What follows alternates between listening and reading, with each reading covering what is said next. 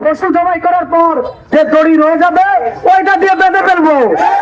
নাসিরউদ্দিন পাটোয়ারি না, এনসিপির যারা বিভিন্ন সময় সুন্দরভাবে রাজনীতি করে তাদের প্রতি আক্ষেপ নাই। যারা বিভিন্ন সময় যুবলীগ এবং আওয়ামী লীগ থেকে এসে নতুন করে খোলস ছেড়ে বিভিন্ন সময় অনলাইনে বক্তব্য দিচ্ছে, তাদেরও ছাড় দেওয়া হবে না। পুরের বাচ্চার সাথে কি সুন্দর আচরণ করা যায়? আমরা শুনেছি যে নাসিরউদ্দিন পাটোয়ারি নাকি রামগঞ্জে আসবে, আমরা তাকে টিম নিক্ষেপ করবো না। যে কোরবানির পশু জবাই করার পর যে দড়ি রয়ে যাবে ওইটা দিয়ে বেঁধে ফেলবো, ছাড় দেওয়া হবে না। সরল বাচ্চা, ওদের সাথে সেই আচরণ করতে হবে। কি ওই মুগুর দিয়ে ইনশাল্লাহ আমরা প্রতিহত করবো। আগে গুপ্ত বাহিনীর লোকেরা বলতো যে 12 তারিখে লাল কার্ড দিয়ে নাকি আমাদেরকে বিতাড়িত করবে, কিন্তু জনগণ রাজাকার বাহিনীকে লাল কার্ড দিয়ে দেখিয়ে দিয়েছে নৈতিক জয় হয়েছে। নেতৃবৃন্দ, এগুলো গুপ্ত বাহিনীর বিষয়।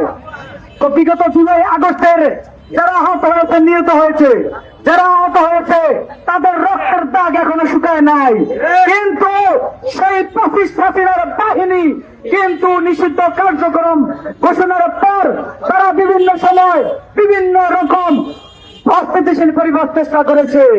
তার একটু কিছুক্ষণ আগে আপনারা অ্যাকশন দেখেছেন। ছাত্রলীগ আওয়ামী লীগ ওপেন ঘোরাফেরা করতে পারবে না পর্যন্ত তাদের দল নিষিদ্ধ থেকে প্রেরণা আসবে, ততক্ষণ পর্যন্ত রামগঞ্জ না সারা দেশে তাদেরকে গণদোলাই দেওয়া হবে।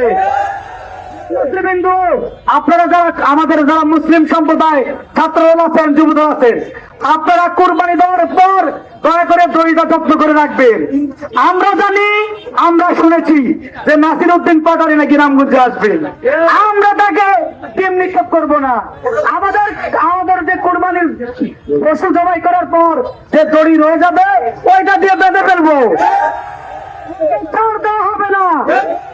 নাসিরউদ্দিন পাটোয়ারি না, এনসিপির যারা বিভিন্ন সময় সুন্দরভাবে রাজনীতি করে তাদের প্রতি আক্ষেপ নাই।